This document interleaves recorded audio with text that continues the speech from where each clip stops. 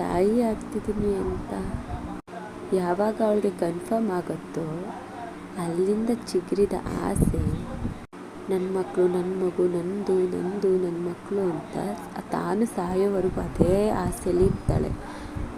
ಅಲ್ಲಿಂದ ಸ್ಟಾರ್ಟ್ ಆಗುತ್ತೆ, ಅದು ನನ್ನ ಮಗು ಚೆನ್ನಾಗಿ ನೋಡ್ಕೊಳ್ಬೇಕು, ಅದು ಕೊಡಿಸ್ಬೇಕು, ಇದು ಕೊಡಿಸ್ಬೇಕು. ಅವಳ ಕೈಯಲ್ಲಿ ಎಷ್ಟಾಗತ್ತೆ ಆದಷ್ಟು ಪ್ರಯತ್ನ ಮಾಡಿ ಮಕ್ಕಳಿಗೋಸ್ಕರ ಶ್ರಮಿಸ್ತಾಳೆ.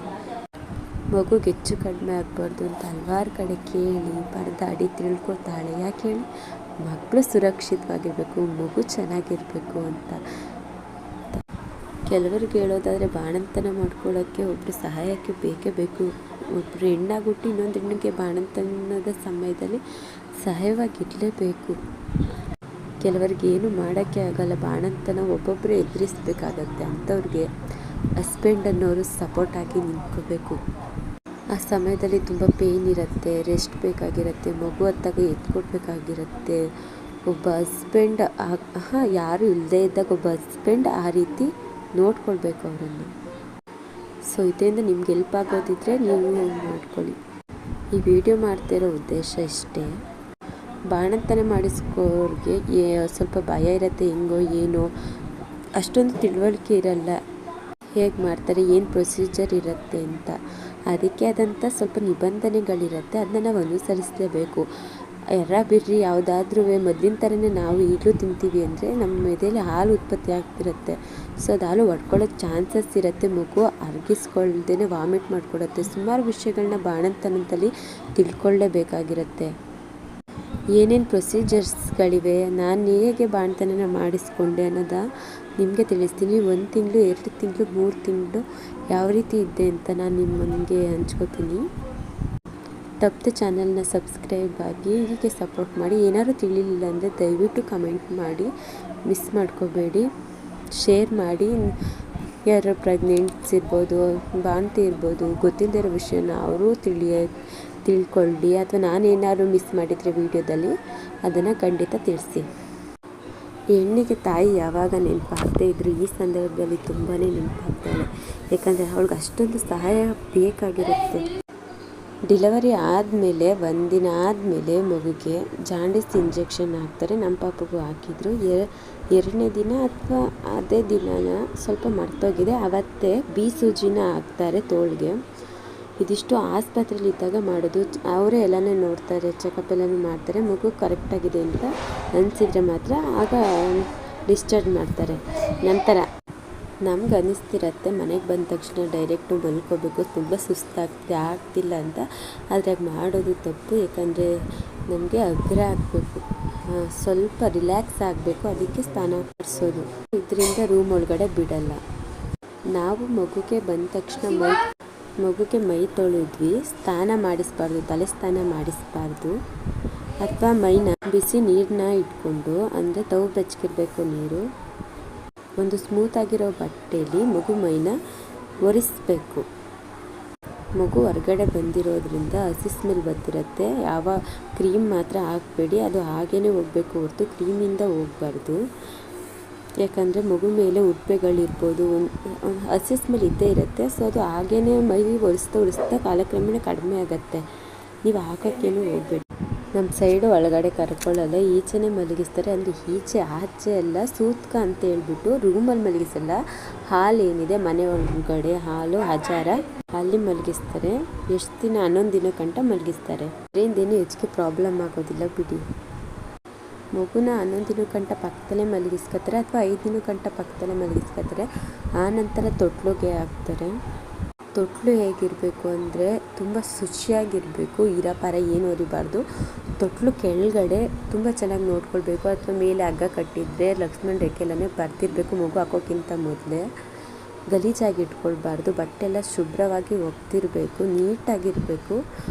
ಅಥವಾ ಬಟ್ಟೆ ಏನಾದ್ರು ಇದ್ದರೆ ಅದನ್ನ ಅಡಿಗೆ ಹಾಕಿ ಹತ್ರ ಮೇಲೆ ಬೆಡ್ ಹಾಕಿ, ಇಲ್ದರೆ ಬೆಡ್ ಹಾಕಾದ್ಮೇಲೆ ಬಟ್ಟೆ ಹಾಕಿ, ರಬ್ಬರ್ ಹಾಕಾದ್ಮೇಲೆ ಕಾಟನ್ದು ಯಾವುದಾದ್ರು ಬಟ್ಟೆ ಇದ್ದರೆ ಮೊದಲು ಅಡಿಗೆ ಹಾಕಿ, ಅದೇ ಹಾಸಿಗೆ ಮೇಲೆ ಹಾಕಿ, ಆನಂತರ ಕಾಟನ್ ಬಟ್ಟೆ ಹಾಕಿ, ಅದ್ರ ಮೇಲೆ ರಬ್ಬರ್ ಹಾಕಿ. ಅಂದರೆ ಹುಚ್ಚನ್ನ ತಡ್ಕೊಳ್ಳೋಕ್ಕೆ, ಮಗು ಹುಚ್ಚನ್ನು ತಡ್ಕೊಳ್ಳೋಕ್ಕೆ ರಬ್ಬರ್ ಬರುತ್ತೆ ಒಂದು ದೊಡ್ಡಿಂದು, ಅದನ್ನು ತರಿಸಿ ಹಾಕಿ ಅದ್ರ ಮೇಲೆ ಒಂದು ಕಾಟನ್ ಬಟ್ಟೆನ ಹಾಕಿ. ಪಾಪು ರಿಸಸ್ ಮಾಡಿದ ತಕ್ಷಣ ಅದನ್ನು ಬದಲಾಯಿಸಿ ಉಲ್ಟ ಮಾಡಿ ಇದು ಮಾಡಿ ಎಲ್ಲ ತುಂಬ ಚೆನ್ನಾಗಿ ಹೀರ್ಕೊಂಡಿದ್ದೆ ತ್ಯಾಮ್ ಆಗಿದೆ ಅಂದಾಗ ಅದನ್ನು ಸೈಡಿಗೆ ಮಡಗಿ ಅಲ್ಲೇ ಬಿಟ್ಟರೆ ಪಾಪಗೆ ಇನ್ಫೆಕ್ಷನ್ ಆಗುತ್ತೆ.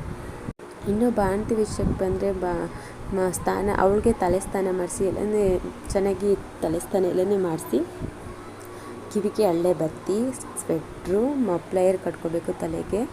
ಈ ಥರ ಸ್ಟಾರ್ಟ್ ಆಗುತ್ತೆ. ಕೇಳಬೇಕಾ ಬಾಣ್ತಿದ್ರೆ ಇದು ಪ್ರೊಸೆಸರು, ಯಾಕಂದರೆ ಶೀತ ಆಗಬಾರ್ದು. ಈಗ ಹುಟ್ಟಿರೋ ಮಗುಗೆ ಒಂಚೂರು ಸಣ್ಣ ಇದಾದರೂ ತಾಪಮಾನ ವ್ಯಾಲ್ಯೂ ಇದಾದರೂ ಅದು ಮಗು ಮೇಲೆ ಪ್ರಮಾಣ ಬೀರುತ್ತೆ. ಅದು ಮಗು ಸಹಿಸ್ಕೊಳ್ಳಲ್ಲ, ಇವಳು ಸಹಿಸ್ಕೊಂಡು ಮಗು ಸಹಿಸ್ಕೊಳ್ಳಲ್ಲ. ಏನು ತಿಂದಿರ್ತೀವಿ ಕುಡ್ದಿರ್ತೀವಿ ಒಂಚೂರು ಗಾಳಿ ವ್ಯತ್ಯಾಸ ಆದರೂ ಅದು ಮಗು ಮೇಲೆ ಪರಿಣಾಮ ಬೀರುತ್ತೆ. ಆಮೇಲೆ ದೊಡ್ಡವರು ಹೇಳೋದು ಹಿರಿಯವರು ಹೇಳೋದು ಮಲ್ಕೊಂಡಾಗೆ ಇರಬೇಕು ಅಂತ.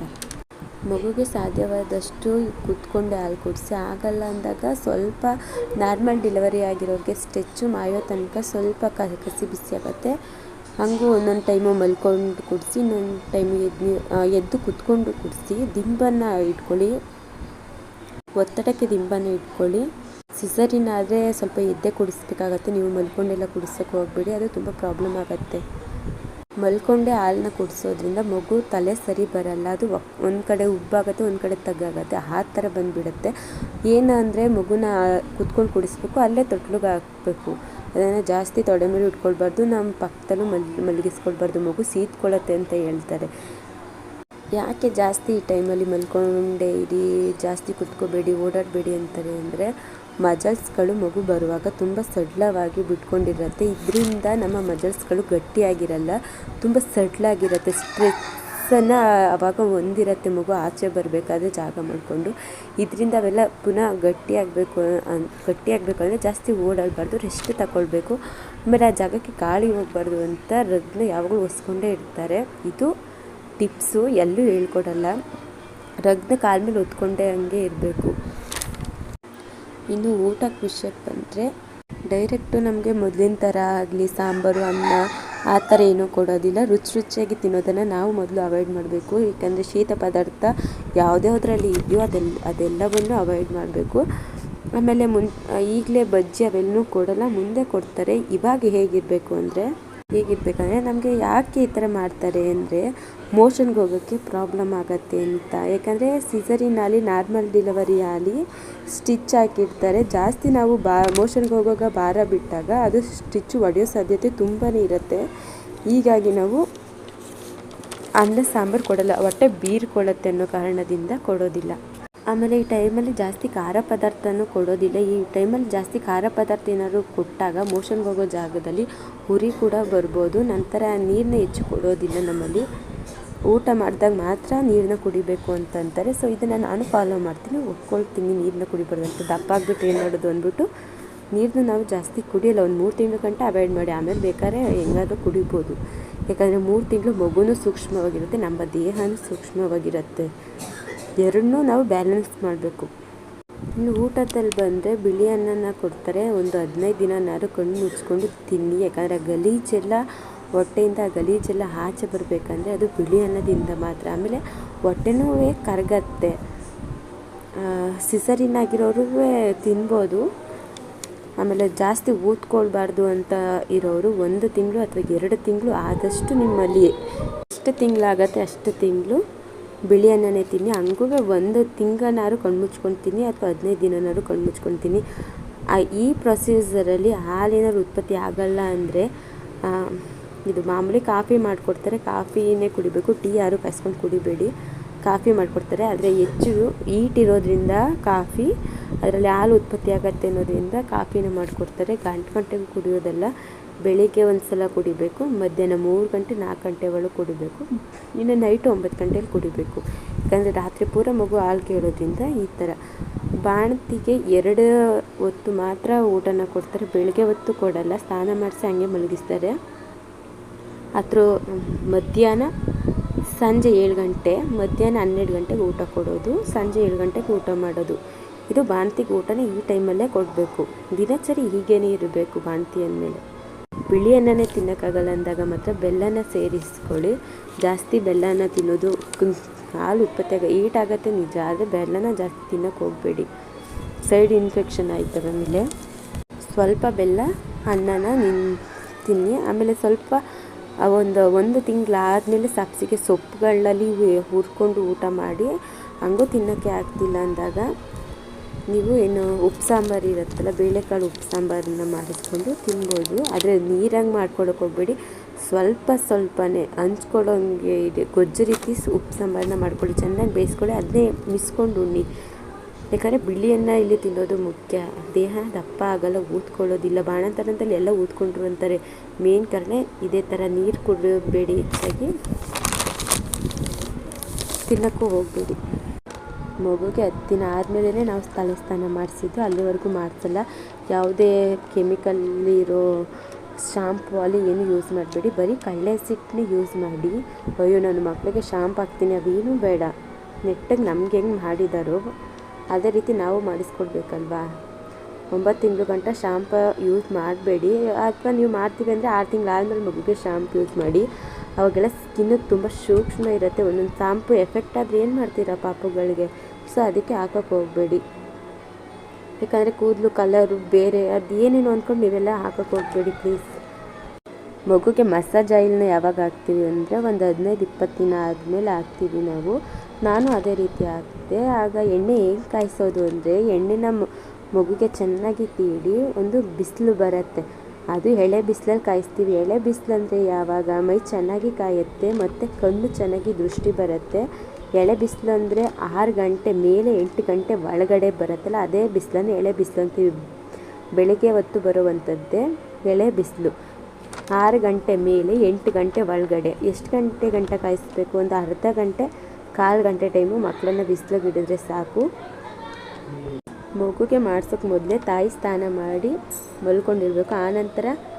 ಆಮೇಲೆ ತಾಯಿ ಸ್ನಾನಕ್ಕೆ ಹೋಗ್ತಿದ್ದಾಳೆ ಎಂದಾಗಲೇ ಮಗುಗೆ ಹೊಟ್ಟೆ ತುಂಬ ಹಾಲು ಕುಡಿಸಿ ಮಲಗಿಸ್ಬಿಟ್ಟು ಹೋಗಬೇಕು. ಆಮೇಲೆ ಮಧ್ಯದಲ್ಲಿ ಏನಾದ್ರು ಹತ್ರ ತುಂಬ ಪ್ರಾಬ್ಲಮ್ ಆಗುತ್ತೆ, ಈ ಪ್ರೊಸೀಜರಲ್ಲೇ ಮಾಡಿ ಸ್ವಲ್ಪ ಹೆಲ್ಪ್ ಆಗುತ್ತೆ. ಇನ್ನೇನು ಸ್ನಾನಕ್ಕೆ ಹೋಗ್ತಿದ್ದೀವಿ ಅಂದಾಗ ಮಗುನ ಮಲಗಿಸಿ, ಹಾಲು ಕುಡಿಸಿ ಮಲಗಿಸಿ, ಆಮೇಲೆ ಹೋಗಿ ಸ್ನಾನ ಮಾಡ್ಕೊಂಡು ಬನ್ನಿ. ಆಮೇಲೆ ಅಳ್ತಿದೆ ಅಂದಾಗ ಸ್ವಲ್ಪ ಬೇಗ ಇದು ಮಾಡಿಕೊಂಡು ಬರ್ಬೋದು. ಈ ಟೈಮ್ನಲ್ಲಿ ಬಾಣಂತಿಗೆ ಅರಿಶಿನ ಯೂಸ್ ಮಾಡಿ ಅಂತ ಹೇಳ್ತಾರೆ. ಅರಿಶಿನ ಯೂಸ್ ಮಾಡ್ಬೋದು, ಯಾಕಂದರೆ ಬಿಸಿಲಿಗೇನು ಹೋಗಲ್ಲ, ಇದರಿಂದ ಕಪ್ಪಾಗೋದು ಏನೂ ಇರಲ್ಲ. ಸ್ಟಿಚ್ ಮಾರ್ಕ್ಸ್ ಮೇಲೆ ತುಂಬ ತೀಡಿ ಅಂದರೆ ಮಾಡೋಕ್ಕೆ ಹೋಗಬೇಡಿ. ನಾರ್ಮಲ್ ಡೆಲಿವರಿ ಆದಾಗ ಕ್ರೀಮ್ಸ್ ಕೊಟ್ಟಿರ್ತಾರೆ, ಸಿಸರಿನ ಆದವ್ರಿಗೆ ಅಲ್ಲೆಲ್ಲೂ ಹಚ್ಚಕ್ಕೆ ಹೋಗಬೇಡಿ. ಅರಿಶಿನ ಮೈಗೆ ಹಾಕೊಳ್ಳಿ, ಎಲ್ಲಿ ಕಪ್ಪಾಗಿದೆ ಭಾಗ ಅಲ್ಲಿ ಹಾಕೊಳ್ಳಿ. ನೀವು ಏನು ಕೆರ್ಕೊಂಡಿರ್ತೀರ ಸ್ಟಿಚ್ ಮಾರ್ಕ್ ಅದ್ರ ಮೇಲೆ ಹಾಕಿ ಇದನ್ನು ಸ್ವಲ್ಪ ಮಟ್ಟಿಗೆ ಅದು ಕಣ್ಮರೆ ಆಗುತ್ತೆ, ಜಾಸ್ತಿ ಹೋಗಲ್ಲ, ಸ್ವಲ್ಪ ಮಟ್ಟಿಗೆ ಕಣ್ಮರೆ ಆಗುತ್ತೆ ಅದು. ಆದ್ದರಿಂದ ಅರಿಶಿನ ಬಳಸಿ. ಇದು ಹೊರಗಡೆನೂ ಹೋಗದೆ ಇರೋದ್ರಿಂದ ದೇಹ ಕಪ್ಪಾಗಲ್ಲ. ಸ್ನಾನ ಮಾಡಿದಾಗ ಸ್ಟಿಚ್ ಮಾರ್ಕ್ಸ್ನ ಯಾವ ರೀತಿ ನೋಡ್ಕೊಳ್ಬೇಕು, ಹೊಲಿಗೆ ಸ್ಟಿಚಸ್ನ ಯಾವ ರೀತಿ ನೋಡ್ಕೊಳ್ಬೇಕು ಅಂದರೆ, ಸ್ನಾನ ಮಾಡಿದಾದಮೇಲೆ ಅದು ಏನು ಹೊಲಿಗೆ ಹಾಕಿರ್ತಾರೆ ಆ ಭಾಗನ ಒಂದು ಕಾಟನ್ ಬಟ್ಟೆಯಿಂದಾಗಿರ್ಬೋದು ಅಥವಾ ಬಟ್ಟೆಯಿಂದ ಅದನ್ನು ಮೊದಲು ನೀಟಾಗಿ ಮೆತ್ತಗೆ ಒರೆಸ್ಕೊಳ್ಳಿ. ತುಂಬ ನೋಯುತ್ತೆ, ನೀಟಾಗಿ ಒರೆಸ್ಕೊಳ್ಳಿ. ಯಾಕಂದರೆ ನೀರು ಇರಬಾರ್ದು, ಬರ್ಬರ್ತ್ಕಾಗಿರಬೇಕು. ಇದನ್ನು ಡಾಕ್ಟರ್ ಸಹ ಹೇಳ್ತಾರೆ, ನಾನು ಇನ್ನೊಮ್ಮೆ ಹೇಳ್ತಿದ್ದೀನಿ. ಯಾಕಂದರೆ ಅದು ನೀರೇನಾದ್ರು ಇದ್ರೆ ಅದು ಆಗ್ತಾ ನಮಗೆ ಗೊತ್ತಿಲ್ಲದೆ ಇರೋ ರೀತಿ ಅದು ಕೊಳ್ತೋಗುತ್ತೆ. ಆ ಭಾಗ ಏನಿರುತ್ತೆ ಅದು ಕೊಳ್ತೋಗುತ್ತೆ. ಸ್ಟಿಚ್ ಹಾಕ್ಸಿರೋದು ನುಣ್ಸ್ಕೊತಾ ಪುನಃ ಅದನ್ನು ಸರಿ ಮಾಡ್ಸೋಕೆ ಹೋಗಿ ಪುನಃ ಇನ್ನೊಂದು ಮಾಡ್ಕೊಳಕ್ಕೆ ಹೋಗಬೇಡಿ. ಆದಷ್ಟು ಕೇರ್ಫುಲ್ ಆಗಿರಿ ಈ ಸಮಯದಲ್ಲಿ. ಈ ಥರ ಇರೋದ್ರಿಂದ ಗಾಯ ಬೇಗ ಮಾಯಕೊಡುತ್ತೆ. ಆದರೂ ಒಂದು ಗರ್ಭಿಣಿಯಾಗಿ ಬಾಣಂತಿಯಾಗಿ ಇನ್ನು ಇಷ್ಟೆಲ್ಲ ಕಷ್ಟಪಟ್ಟು ಮಗುನ ಎತ್ತಿರ್ತಾಳಲ್ವ. 15 ದಿನ ಆದಮೇಲೆ ಯಾವ ಊಟನ ಮಾಡ್ತಾರೆ ಅಂದರೆ ಬಿಳಿ ಅನ್ನ ಕೊಟ್ಟಿರ್ತಾರೆ. ಆಮೇಲೆ ಒಗ್ಗರಣೆಗಳು ಬರುತ್ತೆ, ಖಾರ ಒಗ್ಗರಣೆ ಆಗಿರ್ಬೋದು, ಅನ್ನ ಒಗ್ಗರಣೆ ಆಗಿರ್ಬೋದು, ಬೆಳ್ಳುಳ್ಳಿ ಬಜ್ಜಿ, ಜೀರಿಗೆ ಸಾರು, ರಸಮ್ಮು, ಈ ರೀತಿ 1 ತಿಂಗಳು ಆದಮೇಲಾದ್ರು ಮಾಡಿಸ್ಕೊಳ್ಬೋದು. 15 ದಿನ ಆದಮೇಲಾದ್ರು ಸ್ವಲ್ಪ ಮಾಡಿಸ್ಕೊಳ್ಬೋದು. ಮಧ್ಯಾಹ್ನ ಹೊತ್ತು ಕೊಡೋದ್ರಿಂದ ಮಧ್ಯಾಹ್ನ ಏನು ಮಾಡಿರ್ತೀರೋ ರಾತ್ರಿಗೂ ಅದನ್ನೇ ಕೊಡ್ಬೋದು. ತಿಂತೀವಿ ಅನ್ನೋರು ತಿನ್ನಿ, ಇಲ್ದವ್ರು ಬೇರೆಯವರು ಬೆಳ್ಳುಳ್ಳಿ ಬಜ್ಜಿ, ಖಾರ ಒಗ್ಗರಣೆ ಈ ಥರ ಮಾಡಿಕೊಂಡು ತಿನ್ಬೋದು. ಹೀಗೆ ಬಾಣಂತಿಗೆ ಆದ ವಿವಿಧ ಸಾರುಗಳಿವೆ, ನಾನು ಮುಂದೆ ವಿಡಿಯೋ ಮಾಡಿ ಹಾಕ್ತೀನಿ. ಹುಳಿ ಬಿಟ್ಟಿರೋ ಪದಾರ್ಥ, ಆಲೂಗೆಡ್ಡೆ, ಹುಣಸೆಹಣ್ಣು ಈ ಥರ ಯೂಸ್ ಮಾಡಿರೋದನ್ನು ತಿನ್ನಕ್ಕೆ ಹೋಗಬೇಡಿ. ಯಾಕಂದರೆ ಈ ಥರದ್ದನ್ನು ಆ್ಯಸಿಡಿಟಿ ಪದಾರ್ಥ ಆಗಿರ್ಬೋದು, ಹುಳಿ ಪದಾರ್ಥನ ತಿನ್ನೋದ್ರಿಂದ ಹಾಲು ಒಡ್ಕೊಂಡ್ರೆ ಮಗುಗೆ ಜಾಸ್ತಿ ಹಾಲು ಉತ್ಪತ್ತಿ ಆಗಲ್ಲ. ಆಮೇಲೆ ಮಗು ಹಾಲು ಕುಡಿದಂಥದ್ದು ಜೀರ್ಣಕ್ರಿಯೆ ಮಗುವಿನಲ್ಲಿ ಕಡಿಮೆ ಆಗೋಗುತ್ತೆ, ಜಾಸ್ತಿ ಅರಗಿಸ್ಕೊಳ್ಳೋದಿಲ್ಲ, ಅದು ವಾಮಿಟ್ ಮಾಡ್ತಾನೇ ಇರುತ್ತೆ. ಅದಕ್ಕೆ ಕಾಯಿ ಹಾಕ್ಬಿಟ್ಟು ಬಾಣಂತಿಯರಿಗೆ ಕೊಡೋದಿಲ್ಲ. 1 ತಿಂಗಳು 2 ತಿಂಗಳು ಹಬ್ಬ ಬಂದರೆ ಒಂದು 4 ತಿಂಗಳು 5 ತಿಂಗಳು ಆದಮೇಲೆ ಕೊಬ್ಬರಿಕಾಯಿನ ಆಡಿಸ್ಬಿಟ್ಟು ಕೊಡ್ತಾರೆ ಹೊರತು ಕಾಯಿಲಿ ಊಟ ಮಾಡಲ್ಲ. ಯಾಕಂದರೆ ಮೀನು ಮಗು ಕಕ್ಕೊಳ್ಳುತ್ತೆ ಅಂತ. ಆಮೇಲೆ ಇನ್ನೊಂದು ಅಬ್ಸರ್ವ್ ಮಾಡಿದ್ದೀರಾ, ಖಾರದಲ್ಲಿ ಊಟ ಮಾಡಿದಾಗ ಮಗು ಬಿಕ್ಳಿಸ್ತಾ ಇರುತ್ತೆ. ಆಗ ಎಡಗೈನ ತಗೊಂಡು ಹುರ್ಕೋತೀವಿ ನಾವು. ಇದು ನಮ್ಮ ನಂಬಿಕೆ. ಆವಾಗ ಸ್ವಲ್ಪ ಕಂಟ್ರೋಲ್ ಆಗುತ್ತೆ ಅಂತ. ಖಾರದಲ್ಲಿ ಊಟ ಮಾಡುವಾಗ ಮಗು ಒಂದೊಂದು ಮಕ್ಕಳು ಬಿಕ್ಳಿಸ್ತಾರೆ. ನಿಮ್ಮ ಮಕ್ಕಳು ಬಿಕ್ಳಿಸ್ತಾರೆ? ಕಮೆಂಟ್ ಮಾಡಿ. 1 ತಿಂಗಳು ಆಗ್ತಿದೆ ಅಂದಾಗ ಕ್ರೀಮ್ಗಳನ್ನ ಯೂಸ್ ಮಾಡಿ. ಮಕ್ಕಳಿಗೆ ಹಾಗೆ ನ್ಯಾಚುರಲ್ ಕ್ರೀಮ್ಗಳನ್ನ ಬಳಸಿ. ನೀವು ಬಿಳಿ ಆಗಬೇಕು, ಕೆಂಪಾಗಬೇಕು ಅಂತ ಕೆಮಿಕಲ್ ಇರೋದನ್ನು ಹಾಕಬೇಡಿ. ಯಾಕಂದರೆ ಮಗು ಸ್ಕಿನ್ನು ತುಂಬಾ ಸ್ಮೂತ್ ಇರುತ್ತೆ, ಇದರಿಂದ ಅದು ಹಾಳಾಗ್ಬೋದು. ಎಚ್ಚರ ವಹಿಸಿ ಕ್ರೀಮ್ನ ಆಯ್ಕೆ ಮಾಡಿಕೊಳ್ಳಿ. ಒಂದನ್ನು ಅರ್ಥ ಮಾಡ್ಕೊಳ್ಳಿ, ನಿಮ್ಮ ಮಗು ಅದು ಯಾರೇ ಕರಗಿದೆ ಅಂತಂದರೂ ಹೆಂಗಿದೆ ಅಂತಂದರೂ ತಲೆ ಕೆಡಿಸ್ಕೊಳ್ಬೇಡಿ. ಪ್ರಕೃತಿ ನಿಯಮ ಸಹಜ ಅಂದ್ಕೊಂಡು ಅರಿವಿರಲಿ ನಿಮಗೆ, ಸರಿನಾ? ಹಾಗೆ ಮಗುಗೆ ಜೇನುತುಪ್ಪ ಸಕ್ಕರೆ ಹಾಕ್ಬೇಡಿ. ನಾವಂತೂ ಹಾಕಿಲ್ಲ, ನಮ್ಮಮ್ಮ ಹಾಕ್ತೀನಿ ಅಂತ ನಿಂತಿರು, ನಾವು ಹಾಕಿಸ್ಕೊಳ್ಳಿಲ್ಲ. ಆಮೇಲೆ ಸುತ್ತಖಾರ ಅಂತ ಹಾಕ್ತಾರೆ. ಇದನ್ನು 1 ತಿಂಗಳು ಆದಮೇಲೆ ಮಗುಗೆ ಹಾಕಿ. ಇದನ್ನು ಹಾಕುವಾಗ ತುಂಬ ಹುಷಾರಾಗಿ, ದಯವಿಟ್ಟು ಹುಷಾರಾಗಿ ಹಾಕಿ. ಯಾಕಂದರೆ ಮಗು ನತ್ತತ್ತಿಸ್ಕೊಳ್ಳೋ ಚಾನ್ಸಸ್ಸು ತುಂಬಾ ಇದೆ. ಬೇಕಾದ್ರೆ ಇದನ್ನು ವೀಡಿಯೋ ಮಾಡಿ ಹಾಕ್ಬೋದು, ಆದರೆ ಮುಖ ತೋರ್ಸೋಕ್ಕೆ ನನಗಿಷ್ಟ ಇಲ್ಲ. ಆದ್ದರಿಂದ ಇದನ್ನು ವೀಡಿಯೋ ಅಂದರೆ ಬೇರೆ ಯೂಟ್ಯೂಬರ್ಸ್ ಯಾರಾದ್ರು ಮಾಡಿದರೆ ನಾನು ಅವ್ರನ್ನ ತಿಳಿಸ್ತೀನಿ. ಅದ್ರಲ್ಲಿ ಹೋಗಿ ನೋಡಿ ಹೆಂಗೆ ಹಾಕ್ತಾರೆ ಸುತ್ತಖಾರನ ಅರ್ದ್ಬಿಟ್ಟು ಅಂತ. ಆದರೆ ಇದನ್ನು ಹಾಕುವಾಗ ಸರಿಯಾಗಿ ಹಾಕಿ. ನತ್ತತ್ತಿಸ್ಕೊತವೆ ಮಕ್ಕಳು, ಮೂಗಲೆಲ್ಲ ಬರ್ಬೋದು. ಇದನ್ನು ಹಾಕಿ ಇಲ್ದರೆ ಅವ್ರಿಗೆ ಸ್ವಲ್ಪ ಒಂದು 4 ತಿಂಗಳು 5 ತಿಂಗಳು ಆಗ್ತಿದೆ ಅಂದಾಗಲೇ ಹಾಕ್ಬೋದು. ಯಾಕಂದರೆ ನಿಮ್ಗೆ ಹಾಕೋಕ್ಕೆ ಬರಲ್ಲ ಅಂದರೆ ಅವಾಗ ಹಾಕಿ ಅಂತ ಹೇಳ್ತಿರೋದು. 1 ತಿಂಗಳು ಆದಮೇಲೆ ನಮ್ಮ ಮನೇಲಿ ಹಾಕ್ಸಿದ್ರು ನಮ್ಮ ಪಾಪುಗೆ. ನಮ್ಮ ತಾಯಿ ಇರೋದ್ರಿಂದ ಅವರೇ ಹಾಕ್ತಾರೆ. ಈಗ ಕೆಲವರು ಅವರವರೇ ಬಾಣ್ತನ ಮಾಡ್ಕೊಳ್ಬೇಕಾಗಿರುತ್ತೆ, ತುಂಬಾ ಕಷ್ಟ ಇರುತ್ತೆ. ಅಂಥವ್ರು ಏನು ಮಾಡೋಕ್ಕಾಗತ್ತೆ? ಸೊ ಅದಕ್ಕೆ ಮಗು ಸ್ವಲ್ಪ ಬಲ್ತ್ಕೊಂಡಾಗ ಆಮೇಲೆ ಹಾಕಿ ನೀವು.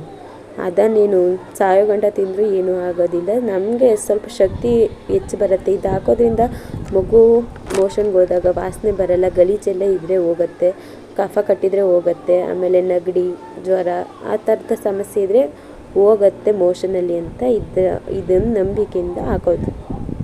ಇನ್ನು ಈ ಸುತ್ತಖಾರನ ಯಾವಾಗ ಹಾಕಬೇಕು ಅಂದರೆ ಸ್ನಾನ ಮಾಡಿದ ದಿನ ಹಾಕಬಾರ್ದು. ಅಥವಾ ನಾಳೆ ಏನಿದೆ ಆವಾಗ ಸ್ವಲ್ಪ ಮೈನ ಒರೆಸಿ ಸೀಟಿ, ಬೆಳಗ್ಗೆ ಹೊತ್ತು ಮೈನ ಒರೆಸಿ ಸೀಟಿ, ನಾವು ಯಾರು ಬಂದಾಗ ನೋಡ್ತಾರೆ ಅಂತ ಹಂಗೆ ಮಾಡ್ಕೋಬೇಕು. ಆಮೇಲೆ ಸಂಧೆಗೆ ಹಾಕ್ತೀವಿ ನಾವು. 6 ಗಂಟೆ ಸಮಯದಲ್ಲಿ ಮಗುಗೆ ಸುತ್ತಖಾರನ ಹಾಕ್ತೀವಿ ನಾವು. ಆಮೇಲೆ ಮಗುಗೆ ಎಲೆ ಕಾಯಿಸಿ ಅಂಟಿಸ್ತೀವಿ. ಸ್ವಲ್ಪ ಒಂಚೂರು ಬೆಚ್ಚಗಾಗಬೇಕು ಎಲೆ. ಕೈ ಎಣ್ಣೆನ ಎಲೆ ಮೇಲೆ ತೀಟ್ಕೊಳ್ಳಿ. ಯಾವುದು ಬುಗ್ರಿ ಎಲೆ, ಆಮೇಲೆ ಬಾಳೆ ಎಲೆ, ಬಿಳ್ಳೆದೆಲೆ, ಹರಳೆ ಎಲೆ ಇವೆಲ್ಲನೇ ತಂದು ಒಂದೊಂದು ದಿನ ಎಣ್ಣೆ ಕಾಯಿಸಿ ಪಾಪನ ಇದು ಏನಿದೆ ಹೊಟ್ಟೆ ಭಾಗ ಅದು ಮೃದು ಬರಲಿ ಅಂತ ಹೊಟ್ಟೆ ಮೇಲೆ ಅಂಟಿಸ್ತೀವಿ. ಏನಿಲ್ಲ, ಎಲೆನ ಕಾಯಿಸ್ಬಿಡೋದು, ಎಣ್ಣೆ ಹಾಕಿ ಸ್ವಲ್ಪ ಕಾಯಿಸ್ಬಿಡೋದು, ಅದ್ರ ಮೇಲೆ ಹಾಕೋದು, ಅಂಟಿಸೋದು ಪಾಪುಗೆ. ಅದು ಒಂಚೂರು ಸುಡಬೇಕು, ಜಾಸ್ತಿ ಸುಡಿಸ್ಬಾರ್ದು. ಆಮೇಲೆ ಮಗುಗೆ ಸ್ಕಿನ್ನು ಏನು ಇದು ಒಕ್ಕೋತಿದೆಯಾ ಅಥವಾ ಅಲರ್ಜಿ ಥರ ಆಗ್ತಿದೆಯಾ ಅಂತ ನೋಡ್ಕೊಳ್ಳಿ. ಅಲರ್ಜಿ ಥರ ಆದರೆ ಅದು ಅವ್ನಿಗೆ ಹಿಡಿಸ್ತಿಲ್ಲ ಅಂತ ಅದನ್ನು ಅಲ್ಲೇ ನಿಲ್ಲಿಸಿ. ಈ ಥರ 3 ತಿಂಗಳು ಗಂಟ ಮಾಡ್ತಾರೆ, ಯಾಕಂದರೆ ಮಗು ಹೊಟ್ಟೆ ಮಿದುವಾಗಲಿ ಅಂತ. ಆಮೇಲೆ ಇನ್ನೊಂದು ನಾರ್ಮಲ್ ಡೆಲಿವರಿ ಆದರೆ ಬಟ್ಟೆ ಕೆಳಗಡೆ ಬಟ್ಟೆ ಸುತ್ಕೊಳ್ತೀವಿ ನಾವು. ಇದನ್ನ ಮುಂದೆ ನಾನು ವೀಡಿಯೋ ಮಾಡ್ತೀನಿ ಹೇಗೆ ಅಂತ. ಸಿಸರಿನ್ಗೆ ಬೇರೆ ಥರ ಬೆಲ್ಟ್ ಥರ ಕೊಟ್ಟಿರ್ತಾರೆ, ಅದನ್ನು ಯೂಸ್ ಮಾಡ್ಕೊಳ್ಳಿ.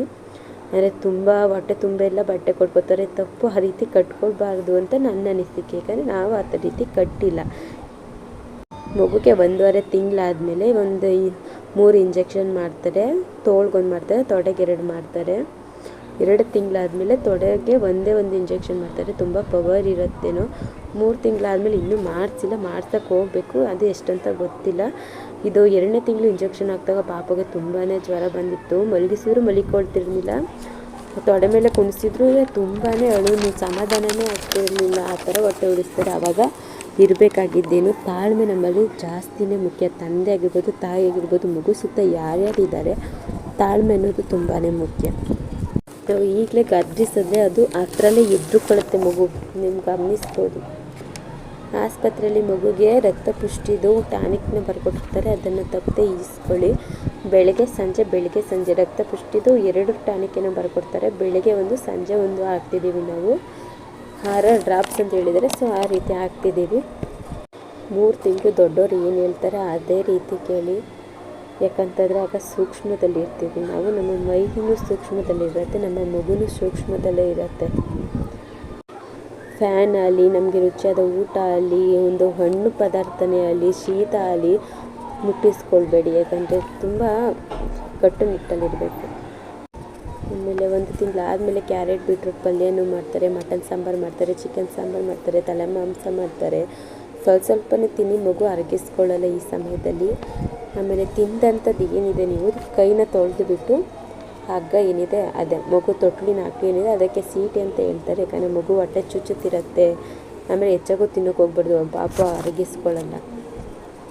ಚಿಕನ್ ಮಟನ್ ಸಾರು ಬಾಣ್ತಿರ್ಗಿ ಯಾವ ರೀತಿ ಮಾಡಬೇಕು ಅಂತ ವೀಡಿಯೋ ಮಾಡಿದ್ದೀನಿ. ಅದಕ್ಕೆ ಕಾಯಿ ಹಾಕ್ಬಾರ್ದು, ಕೊಬ್ಬರಿ ಕಾಯಿನೂ ಹಾಕ್ಬಾರ್ದು. ಯಾವ ರೀತಿ ಮಾಡ್ತಿದ್ದೀನಿ ಅಂತ ನೋಡಿ. ಇನ್ನೂ ಹೆಚ್ಚಿನ ಮಾಹಿತಿಗೆ ಬೇಕಂದರೆ ಕಮೆಂಟ್ ಮಾಡಿ, ಮುಂದಿನ ವೀಡಿಯೋಗಳಲ್ಲಿ ತಿಳಿಸ್ಕೊಡ್ತೀನಿ.